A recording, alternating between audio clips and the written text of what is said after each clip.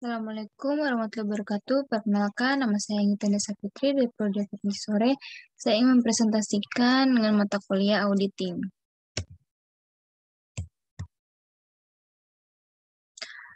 Auditing pengertiannya luas. Audit adalah kegiatan evaluasi terhadap suatu organisasi, mulai dari sistem, proses, hingga produknya. Pelaksanaan audit biasanya dilakukan oleh pihak auditor yang kompeten, bersifat objektif, dan tidak memihak. Secara umum, tujuan dari audit itu sendiri yaitu untuk memverifikasi bahwa data yang dievaluasi oleh audit telah berjalan sesuai standar, regulasi, dan praktik yang berlaku. Sementara dalam dunia bisnis, audit lebih dikenal dalam perannya sebagai laporan keuangan yang dilakukan oleh akuntan publik dalam menilai layak tidaknya suatu penyajian laporan keuangan yang telah dibuat perusahaan dengan mengacu pada prinsip akuntansi yang berlaku secara sah. Pelajari caranya melalui buku auditing teori dan praktik dasar pemeriksaan akuntan publik di bawah ini. Pengertian audit menurut para ahli, yang pertama ada Sukrisno Agus, tahun 2004. Menurut Sukrisno Agus, audit merupakan pemeriksaan yang dilakukan oleh pihak independen secara kritis dan sistematis terhadap laporan keuangan, catatan keuangan, serta bukti pendukungnya yang disusun oleh anggota manajemen perusahaan dalam rangka pemberian pendapatan atas kelayakan suatu laporan keuangan.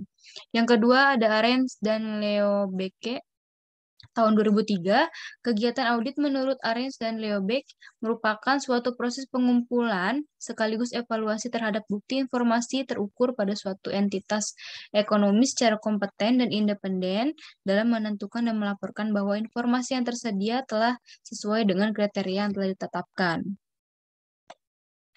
Yang ketiga ada Mulyadi tahun 2002. Menurut Mulyadi, audit adalah proses memperoleh dan mengevaluasi bukti secara objektif dan sistematis atas tuduhan kegiatan ekonomi dalam menetapkan tingkat kesesuaian antara pelaporan yang ada dengan kriteria yang telah ditetapkan, yang selanjutnya akan disampaikan hasilnya kepada pengguna yang bersangkutan. Berdasarkan definisi audit di atas, dapat disimpulkan bahwa audit sebagai sebuah proses yang sistematis untuk memperoleh serta mengevaluasi bukti yang berhubungan dengan aserasi tentang tindakan secara kejadian ekonomi seperti halnya yang dibahas pada buku auditing dasar-dasar pemeriksaan akuntansi. Di sini ada jenis auditing. Yang pertama, opini wajar tanpa pengecualian. Jenis opini ini diberikan oleh auditor tanpa suatu keberatan apapun atas ikhtisar keuangan yang disajikan oleh pihak manajemen. Laporan ini dibuat jika terdapat keadaan. Yang kedua, ada opini penolakan. Jenis opini ini merupakan bentuk penolakan untuk memberikan pendapatan atas ikhtiar keuangan yang dibuat oleh manajemen.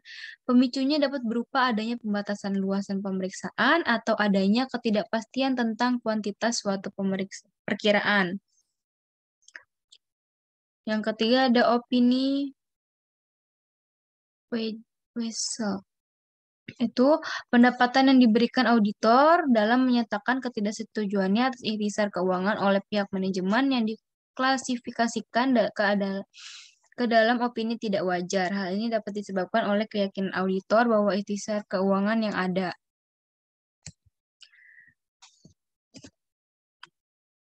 Tujuan melakukannya audit, yang pertama disebut sebagai tujuan audit sebab kelengkapannya dapat menjadi faktor untuk meyakinkan seluruh peristiwa transaksi agar benar-benar sudah tercatat dan telah dimasukkan dalam jurnal secara aktual.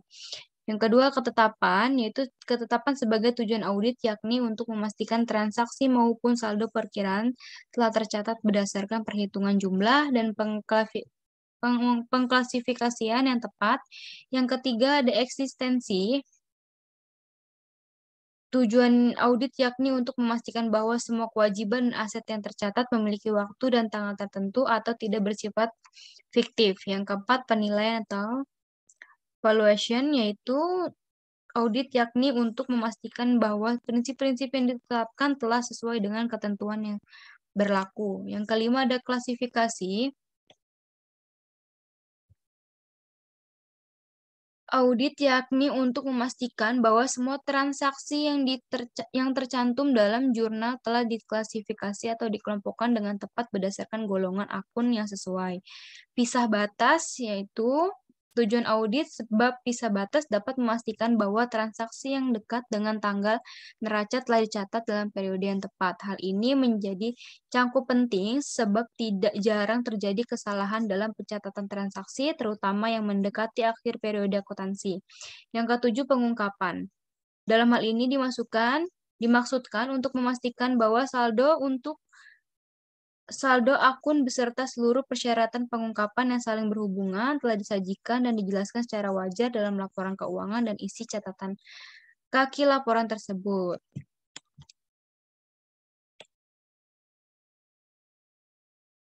Proses audit yaitu instruksi detail untuk mengumpulkan bukti yang diperoleh pada saat proses audit. Sebelum masuk ke prosedur utama, auditor dan klien melakukan penyajian dan kesepakatan selama proses audit. Kontrak ini berbentuk surat yang ditandatangani oleh klien. Selanjutnya, auditor membuat perencanaan audit secara keseluruhan yang meliputi jadwal audit, jenis pengujian yang akan dilakukan, dan dokumen serta bukti yang diperlukan. Dibagi menjadi 9. Yang pertama ada inspeksi, yang kedua pengamatan, yang ketiga konfirmasi, yang keempat permintaan keterangan, yang kelima penelusuran, keenam perhitungan, ketujuh scanning, kedelapan pelaksanaan ulang, dan kesembilan teknik audit berbantuan komputer. Yang pertama inspeksi. Pada tahap ini, auditor melakukan inspeksi pada dokumen-dokumen atau kondisi fisik yang dibutuhkan dalam proses audit sehingga auditor bisa memastikan keaslian dokumen. Contoh inspeksi pada kondisi fisik aktiva tetap, inspeksi diperoleh dari keberadaan dan keadaan fisik aktiva yang diaudit. Auditor berhak meminta dokumen dari perusahaan yang dibutuhkan dalam proses audit. Yang kedua ada pengamatan. Auditor mengobservasi atau melihat langsung pelaksanaan kegiatan di perusahaan atau organisasi yang akan audit mencangkup lingkungan internal dan eksternal, proses dan operasi bisnis, manajerial, strategis, dan objektif, serta kinerja klien.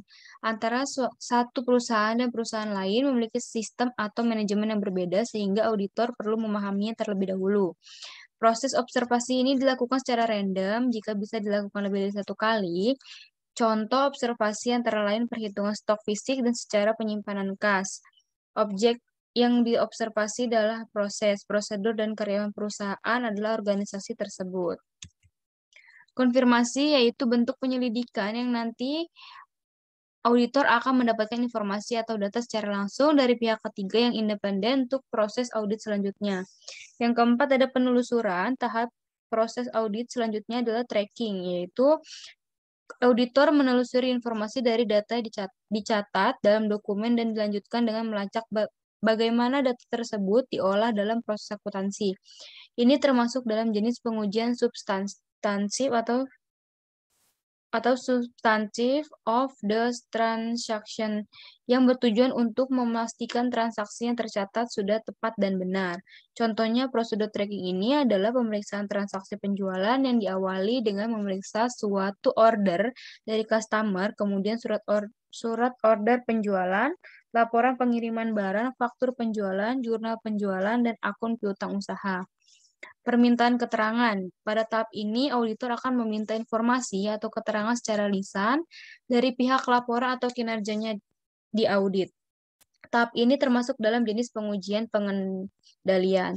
Pengujian pengendalian dilakukan ketika auditor membutuhkan bukti yang memadai untuk membantu penilaian auditor. Bukti yang dihasilkan berupa lisan dan dokumenter, contohnya pada permintaan keterangan pada stok lama di gudang. Perhitungan. Tahap ini meliputi perhitungan bukti fisik terhadap sumber daya informasi dan pertanggungjawaban semua dokumen yang ada. Auditor juga melakukan pengujian terhadap penilaian dan alokasi pernyataan keuangan. Ada scanning, dokumen dipahami secara tepat untuk mengetahui unsur yang tidak wajar dan memerlukan penyelidikan lebih lanjut dan mendalam. Pelaksanaan ulang pada prosedur ini, auditor melakukan pengulangan kegiatan yang berupa perhitungan dan rekonsiliasi yang dilakukan klien.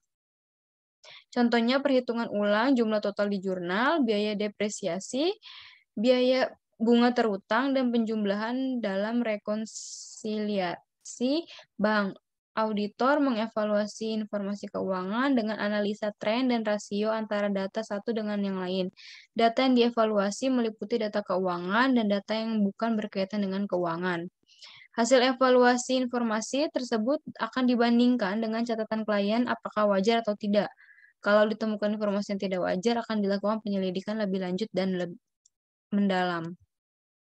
Pelaporan hasil audit, setelah auditor melakukan penyelidikan dan pengujian auditor akan mendapatkan hasil dari proses audit dan perlu dilakukan pengecekan ulang agar hasilnya sesuai dengan informasi yang diperoleh.